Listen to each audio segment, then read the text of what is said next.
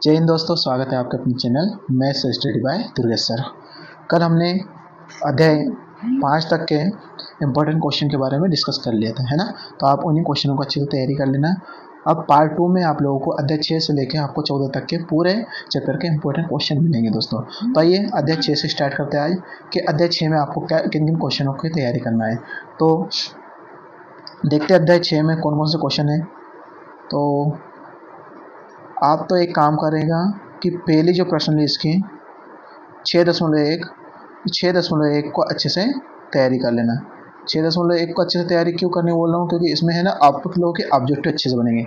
तो इसको अच्छे से कोष्टक में दिए गए में सही शब्दों का प्रयोग करते हुए सही स्थानों की पूर्ति कीजिए। तो सभी व्रत होते हैं, तो इसमें क्या आएगा, सर्वनाम हो जाएगा दोस्तों। इसमें क्या उत्तर हो जाएगा, सर्वनाम। ठीक है, सर्वनाम इसका उत्तर हो जाएगा। अब आपको अगला जो देखना है, इसमें जो आपका दूसरा ऑब्जेक्टिव है ये वाला, इसमें आपको क्या करना है, दूसरा जो ऑब्जेक्टिव है इसमें आप लोगों को, एक मिनट दोस्तों,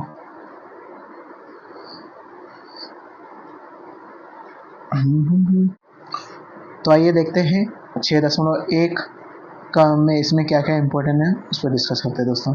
तो 6.1 में आप ये ऑब्जेक्टिव अच्छे से कर लेना। 6.1 के सभी वर्ग खालिस्तान होते हैं तो सभी वर्ग समरूप होते हैं। ठीक है, तो समरूप पे इसका आंसर सही हो जाएगा। अब आपको क्या करना है, नेक्स्ट इसमें है कि सभी वर्ग खालिस्तान होते हैं तो इसमें सभी वर्ग क्या हो जाएंगे, समरूप हो जाएंगे ना। दूसरा, सभी खालिस्तान त्रिभुज समरूप होते हैं तो वो होते हैं समबाहु त्रिभुज, है ना। समबाहु त्रिभुज समरूप होते हैं। भुजाओं की समान संख्या वाले दो बहुभुज समरूप होते हैं यदि उनके संगत कोण बराबर होना चाहिए और उनकी संगत भुजाएं समानुपात है। पहले में बराबर, दूसरे में समानुपात आएगा दोस्तों, है ना। और क्वेश्चन नंबर 2 में लिखित युग्मों के दो भिन्न भिन्न उदाहरण दीजिए। तो समरूप आकृति के उदाहरण दे सकते हो आप। एक वर्ग दे सकते हो, है ना, जिसकी लंबाई समझ लो, जिसकी भुजा की लंबाई ही मान लो 4 सेंटीमीटर, और एक और वर्ग दे सकते हो जिसकी भुजा की लंबाई 10 सेंटीमीटर मान लो, है ना। तो दोनों समरूप हैं। तो ऐसे आकृति जो समरूप नहीं है तो आप एक काम करो, त्रिभुज, एक वृत्त मान लो और एक त्रिभुज मान लो, ये दोनों समरूप नहीं है, इसका उदाहरण दे सकते हो आप दोस्तों। ठीक है, अब यहाँ पर देखो क्वेश्चन नंबर 3 में इसको भी अच्छे से कर लेना। ठीक है, तो इसकी तैयारी आप लोगों को अच्छे से करना है। अब आते हैं पर्सनली 6.1 के पहले एक उदाहरण आप लोगों को अच्छे से तैयारी करना दोस्तों, क्योंकि ये उदाहरण एक मोस्ट टाइम पे इसको अच्छे से कर लेना, है ना। क्या करना है आपको, इसमें आधारभूत प्रमेय याद करना पड़ेगी। आधारभूत प्रमेय क्या होती है, यदि किसी त्रिभुज के एक भुजा के समांतर यदि एक तीसरी भुजा खींची जाए तो अन्य दो भुजाओं को समानुपात में विभाजित करती है। मतलब आप देख रहे हो जैसे कि ये एक त्रिभुज है, इसका नाम ए, बी और सी है। ठीक है, अब इसमें क्या हो रहा है कि एक तीसरी भुजा मतलब BC के समांतर एक रेखा खींचेंगे, BC को समांतर एक रेखा खींचेंगे, इसका नाम कभी D और E दे देंगे। ठीक है, D और E दे देंगे। तो अन्य दो भुजाएं मतलब बची हुई AB और AC क्या होगी, समानुपात में विभाजित होगी। मतलब कैसा कि AD बटे DB बराबर AE बटे EC, इस अनुपात में भी अपन उसको लिख सकते हैं। ठीक है, या फिर AB बटे यहाँ से यहाँ तक और DB बराबर, या फिर AC बटे EC, इस प्रकार से आप उसको लिख सकते हैं दोस्तों। ठीक है, तो इसी क्वेश्चन को आप ऐसे सोल्व करना है। देखो यहाँ पर हमें क्वेश्चन में दिया क्या है कि यदि कोई रेखा है त्रिभुज ABC भुजाओं AB और AC को क्रमशः D और E पर प्रतिच्छेद करती है तो BC के समांतर हो तो सिद्ध कीजिए। हम ही है, तो भुजाएं समांतर भी है। जब भुजाएं समांतर होती है तो जो है अनुपात कैसा होता है, समानुपात में। तो इस प्रकार आपको लिख लेना है। फिर उसके बाद पलटने के बाद इसको पलट देना है, उसके बाद पलटने के बाद 1 जोड़ देना है और आपका इसका एलसीएम लेके तिरछा गुणा करके आपका सिद्ध हो जाएगा दोस्तों। ठीक है, तो इस क्वेश्चन को अच्छे से तैयारी कर लेना आप लोग। ठीक है, अब आते हैं 6.2 में जो इम्पोर्टेंट है। तो 6.2 में पहला जो क्वेश्चन है, दोनों क्वेश्चन MP हैं, इन दोनों क्वेश्चन की अच्छे से तैयारी कर लेना दोस्तों। ठीक है, उसके बाद आप देखोगे तो क्वेश्चन नंबर 3 और क्वेश्चन नंबर 4, ये दो क्वेश्चन अच्छे MP है, इनको अच्छे से तैयारी कर लेना। ठीक है दोस्तों, इन क्वेश्चनों को अच्छे से तैयारी करना है। ये 3 हो गए और पिछला जो था उदाहरण था दोस्तों, तो उसको अच्छे से कर लेना। उसके बाद हम आते हैं कसौटियों में, त्रिभुजों की कसौटी। तो इसमें आपको याद रखना दोस्तों त्रिभुज की कसौटियों। एक मिनट में बताता हूँ आपको क्या क्या याद करना है। ठीक है, इसको भी जान दो। ठीक, इसमें जो इम्पोर्टेंट रहेगा दोस्तों वो रहेगा ये उदाहरण 7। उदाहरण 7 आप देख लेना, 7 आपका इम्पोर्टेंट रहेगा दोस्तों। ठीक है, उदाहरण 7 क्या रहेगा, इम्पोर्टेंट रहेगा, इसको अच्छे से कर लेना। ठीक है, उसके बाद आप आओ तो फिर 6.3 में अगर कुछ ज़्यादा क्वेश्चन नहीं भी करो तो भी दोस्तों चल जाएगा। तो आप एक काम करना, ये उदाहरण क्वेश्चन नंबर 1 अच्छे से कर लेना। ठीक है, इनमें आपको लगाना है कि दो त्रिभुज समरूप कब होंगे, दो त्रिभुज समरूप कब होंगे, समरूप क्या हो कब होंगे, जब कोण संगत कोण क्या होंगे, संगत कोण क्या होंगे, संगत कोण क्या होंगे, बराबर होंगे, पहली कंडीशन। और दूसरी, भुजाएं समानुपात में होगी। भुजाएं क्या होगी, भुजाएं समान अनुपात में होगी, समानुपात। ठीक है, समानुपात में होगी दोस्तों, तभी त्रिभुज समरूप होंगे दोस्तों। तो आप देख लेना, जैसे मान लो कोण एंगल ए की बात करेंगे तो कोण एंगल ए कितना है, 60 है। ठीक है, एंगल बी की बात करेंगे तो एंगल बी कितना है, 80।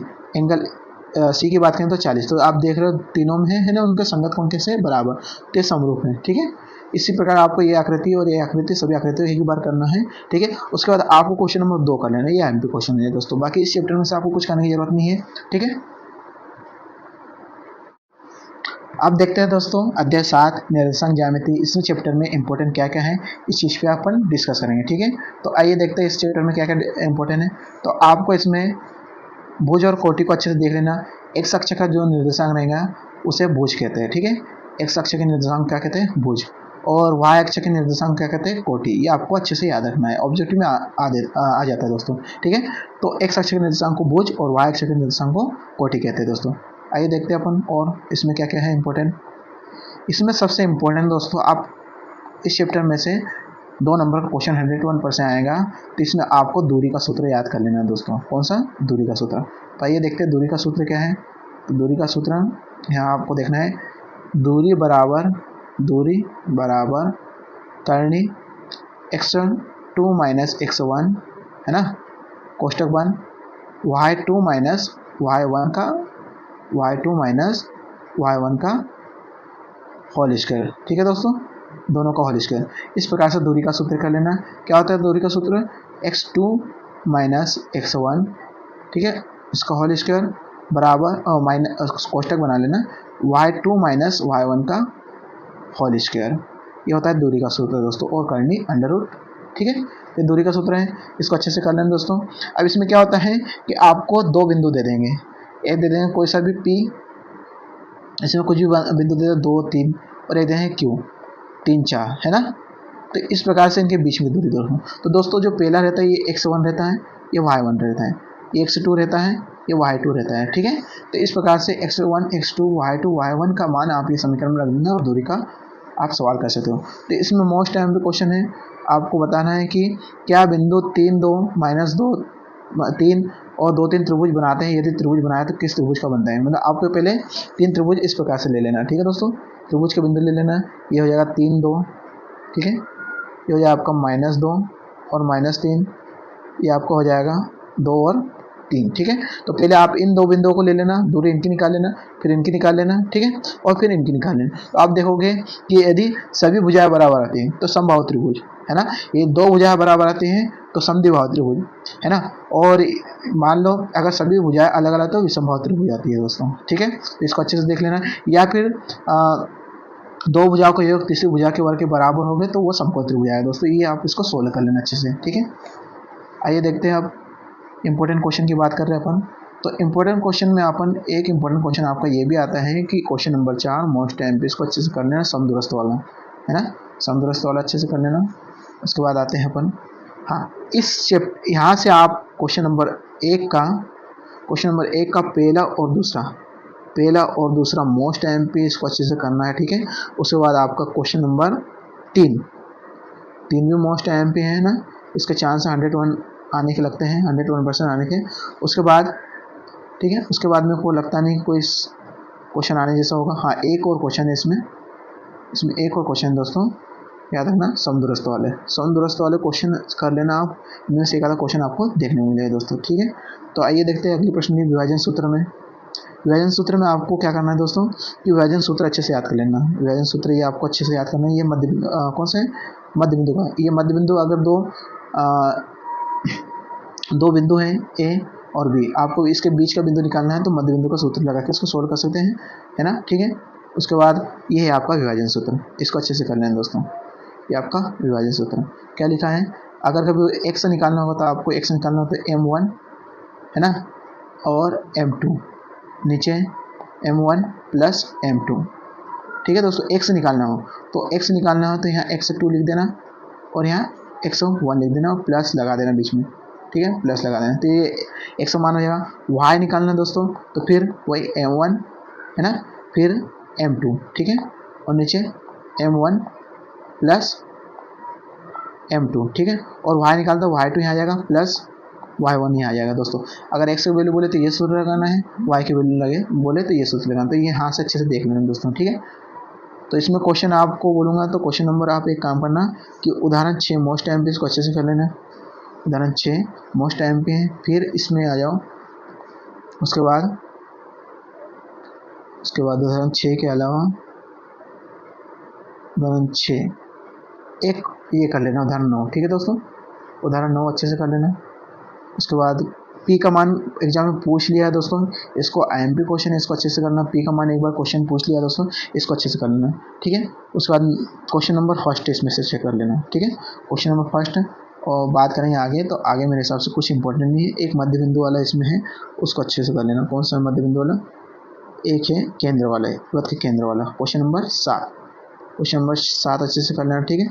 क्वेश्चन नंबर 7 अच्छे से करना आप लोगों को, बाकी कुछ करने की जरूरत नहीं चैप्टर में से दोस्तों, ठीक है। तो इस चैप्टर में से इतना आपको करना है, ठीक है। अब आगे देखते हैं अध्याय 8 त्रिकोणमिति का परिचय।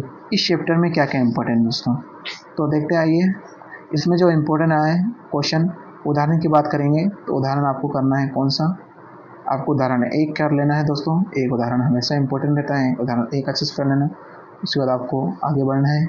उसके बाद उदाहरण एक के बाद आपको उदाहरण 4 कर लेना दोस्तों, उदाहरण 4 अच्छे से कर लेना, ठीक है, उदाहरण 4 अच्छे से कर लेना है। उसके बाद उदाहरण 4 के बाद आपको क्वेश्चन नंबर 1 करना है अच्छे से दोस्तों। क्वेश्चन नंबर 1 के दोनों कर लेना आप, है ना, क्वेश्चन नंबर 1 के आप दोनों करोगे, ठीक है, फर्स्ट सेकंड, ठीक है।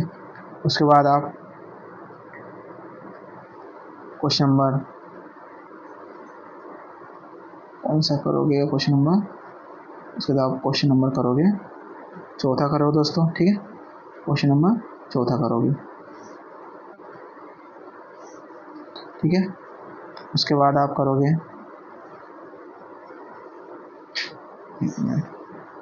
क्वेश्चन नंबर चौथा करोगे, क्वेश्चन नंबर थर्ड और फोर्थ, ठीक है। उसके बाद आपको करना है इसमें इम्पोर्टेंट, उसके बाद कुछ नहीं करना दोस्तों। 8.1 में अब आते हैं 8.2 पे, ठीक है। अब 8.2 में आप आ जाओ। ये तालिका अच्छे से याद करना है दोस्तों, आपको कुछ भी करके ये तालिका आपको अच्छे से याद करना है। अब क्यों अच्छे से याद करना, क्यों बोल रहा हूँ मैं, क्योंकि यहाँ से आप लोगों के ऑब्जेक्टिव बनेंगे दोस्तों, यहाँ से इंपॉर्टेंट ऑब्जेक्टिव बनेंगे। आपको कैसे भी करके उन ऑब्जेक्टिव को सॉल्व करना है दोस्तों, ठीक है। तो कैसे कर सकते हैं इसको, तो याद रखना दोस्तों, ये टेबल अच्छे से याद करना, ठीक है। आप चाहो तो हमें यहाँ टेबल बना भी सकते हैं, तो इसको अच्छे से याद करना आप, ठीक है। आगे बढ़ते हैं अपन। अब जो इम्पोर्टेंट है दोस्तों 8.2 में जो इम्पोर्टेंट है उसके बारे में देखते हैं अपन। तो इसका पहला क्वेश्चन अच्छे से कर लेना, दूसरा अच्छे से कर लेना और तीसरा अच्छे से कर लेना दोस्तों। उदाहरण 8 भी इम्पोर्टेंट, इसको अच्छे से कर लेना, ठीक है। अब बढ़ते आगे।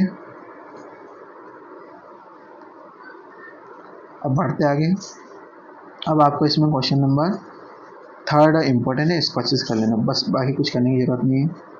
थर्ड इम्पोर्टेंट है, इसको अच्छे से कर लेना, ठीक है। अब आते हैं आगे 8.3 पे आते हैं। 8.3 में दोस्तों आपको करना है 8.3 में आपको करना है क्वेश्चन नंबर 2 कर लेना है इसका। ठीक है। क्वेश्चन नंबर 2 कर लेना आप लोगों को इसका।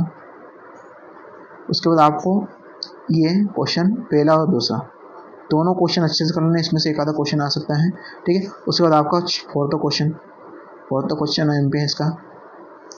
इधर बात करेंगे तो आपका जो क्वेश्चन इंपॉर्टेंट हो 6 क्वेश्चन इंपॉर्टेंट, ठीक है दोस्तों। बस इतने ही क्वेश्चन आप कर लेना है शिफ्टर में से, आपको अच्छे नंबर आ जाएंगे। उसमें से एक क्वेश्चन देखने को मिला है दोस्तों, ठीक है। तो आप हमारे वीडियो को अच्छे से देखें, है ना, पूरा वीडियो देखें। और आप लोगों को जो भी इंपॉर्टेंट क्वेश्चन मैं बता रहा हूँ इसको आप इसकी बार बार लिख कर प्रैक्टिस करें और इसको सॉल्व करने की कोशिश करें दोस्तों। आप इन क्वेश्चन की तैयारी कर लेना, आपको गारंटी देता हूँ कि आप फेल तो नहीं होंगे और 50+ स्कोर करोगे। और आपको अच्छे नंबर लाना है तो आपको किताब को थोड़े से अच्छे से तैयारी करना है दोस्तों, है ना, ठीक है। और हो सकता है कि ये क्वेश्चन आ गए तो आपको 90+ स्कोर भी कर दोगे। अब आपका अगला जो अध्याय है त्रिकोणमिति के कुछ अनुप्रयोग, है ना। इस चैप्टर में से आपको कौन कौन क्वेश्चन पर आपकी तैयारी करना है इसमें, उस पर डिस्कस करेंगे दोस्तों। तो आइए देखें, आप लोगों का भी इस 2 नंबर में क्वेश्चन आता है तो आपको क्या करना है कि अवनमन कोण की परिभाषा और उन्नयन कोण की परिभाषा अच्छे से याद कर लेना। दृष्टि रेखा क्या होती है, क्षैतिज रेखा क्या होती है, इसको अच्छे से देख लेना है।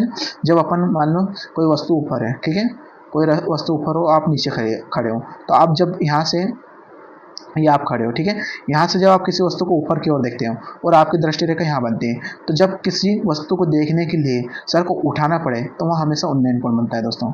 क्या? उन्नयन कोण, ठीक है।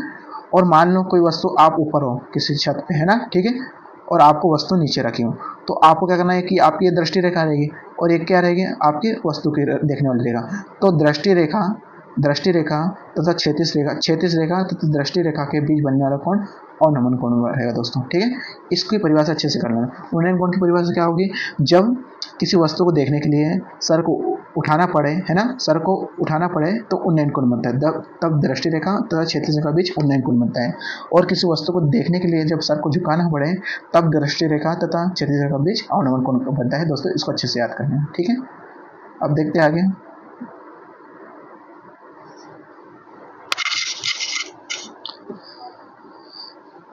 जो इम्पोर्टेंट क्वेश्चन है दोस्तों, इसमें आप उदाहरण एक अच्छे से करना, क्योंकि उदाहरण का बहुत बोलबाला है, मतलब आपको उदाहरण अच्छे से करना ही है, कैसे भी करें उदाहरण एक अच्छे से कर लेना, ठीक है। उसके बाद आते हैं, उसके बाद उदाहरण 2 3 अच्छे से कर लेना। उदाहरण 3 सिर्फ 3, ठीक है, 2 नहीं करना है, 3 करना है, 3 अच्छे से कर लेना है। उसके बाद आगे बढ़ना है अपने को।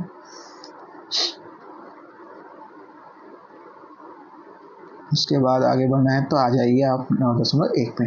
अब 9.1 में आपको क्या करना है कि पहला क्वेश्चन, ठीक है, उसके बाद दूसरा क्वेश्चन आ चुका है दोस्तों। अगर 4 नंबर में आया तो क्वेश्चन ये इंपॉर्टेंट है। उसके बाद आपका फोर्थ क्वेश्चन, है ना, कौन सा क्वेश्चन, फोर्थ क्वेश्चन, तो आप देख लो अच्छे से इसको, ठीक है। पहला क्वेश्चन, दूसरा क्वेश्चन और फोर्थ क्वेश्चन, ठीक है। इसके बाद अपन देखते हैं, उसके बाद अपन डिस्कस करेंगे। तो आप पतंग की डोर वाला कर लेना, एक क्वेश्चन इंपॉर्टेंट है। उसके बाद बात करें तो 7वां क्वेश्चन इंपॉर्टेंट है, ठीक है। और एक पेडिस्टल वाला दोस्तों क्वेश्चन अच्छे से कर लेना। और लास्ट में एक 12 क्वेश्चन बचना है। इन क्वेश्चनों को अच्छे से तैयारी कर लेना। एक बार फिर से देख लो, आपको इसको जूम करके बता देता हूँ आप लोगों को। तो आप देख लेना question number 5, question number 7, question number 8 और क्वेश्चन नंबर 12, इसको आप अच्छे से देख लेना दोस्तों। तो इस चैप्टर में इतना। अब आता है दोस्तों आपका अध्याय 10। इसमें आपको क्या क्या करना है, इसमें प्रतिच्छेदी रेखा, है ना, स्पर्श रेखा, स्पर्श बिंदु की परिभाषा अच्छे से याद कर लेना, ठीक है, ठीक है दोस्तों, ये आप लोगों को अच्छे से याद करना है। उसके बाद अपन बात करते हैं अगले इम्पोर्टेंट क्वेश्चनों की। तो इसमें आप लोग क्या करना है, इनकी परिभाषा, स्पर्श रेखा क्या होती है, स्पर्श बिंदु की परिभाषा आपको अच्छे से याद करना है, ठीक है, क्या होती है इसको अच्छे से याद करना है, ठीक है। उसके बाद बात करेंगे अपन, तो ये रही आपकी संपाती रेखा के बारे में देख लेना, है ना, मतलब आप कोई भी एक वृत्त है उसको छूकर कितनी स्पर्श रेखाएं कर सकते हो वो आपको देखना है। प्रतिच्छेदी रेखा कितनी हो सकती है आपको देखना है, ठीक है। उसके बाद आगे बढ़ते हैं अपन। 10.1 का ऑब्जेक्टिव है दोस्तों, इसको अच्छे से देख लेना, ठीक है, 10.1 का ऑब्जेक्टिव है। उसके बाद आप बात करेंगे तो क्वेश्चन नंबर 4 अच्छे से कर लेना। क्वेश्चन नंबर 4 एग्जाम में आ सकता है दोस्तों। और क्वेश्चन नंबर 3 ऑब्जेक्टिव है, ठीक है। उसके बाद सिर्फ इसमें एक ही प्रश्न इंपॉर्टेंट है, लेकिन उसके पहले कुछ इंपॉर्टेंट है तो प्रमेय 10.1 को अच्छे से करना, IMP है प्रमेय 10.1 अच्छे से कर लेना, ठीक है। प्रमेय 10.1 अच्छे करने के बाद आपको उदाहरण 1 अच्छे से करना है। उदाहरण 1 इंपॉर्टेंट है इसका, ठीक है। उसके उदाहरण 1 के बाद आप देखेंगे तो उदाहरण 1 के बाद आप देखें तो प्रश्नावली पे आ जाओ। प्रश्नावली पे आपको करना है क्वेश्चन नंबर 4, 5, 6, 7 और 8 दोस्तों। 4, 5, 6, 7, 8 नहीं भी करो तो चलोगे, लेकिन आपको ये 4 क्वेश्चन अच्छे से करना है, ठीक है दोस्तों। तो इस प्रश्नावली में बस इतना ही इंपॉर्टेंट दोस्तों, और अध्याय 10 में इतना ही करना है आप लोगों को। तो पिछले पहले चैप्टर में आप लेक्चर में आप लोगों को 1 से 5 तक के इंपॉर्टेंट क्वेश्चन के बारे में डिस्कस किया। आज इस लेक्चर में 6 से 10 तक के अध्यायों के बारे में चर्चा की। अगला जो पार्ट आएगा उसमें हम 10 से 14 तक के पूरे कवर आप लोग कर देंगे, पूरे क्वेश्चनों को IMP कवर कर देंगे। तो आप पहला वीडियो और दूसरा वीडियो अच्छे से देख लो, है ना। इसमें जो जो इंपॉर्टेंट क्वेश्चन उससे आज और कल जब तक आपका मान लो 13 फरवरी को आपका एग्जाम है, तो वहाँ तक आपको अच्छे से तैयारी करना है दोस्तों, ठीक है। तो वीडियो अच्छा लगे तो वीडियो को आप लोग लाइक करना और चैनल को सब्सक्राइब करना, और ये वीडियो अधिक बच्चों तक शेयर करो दोस्तों, ठीक है। जय हिंद।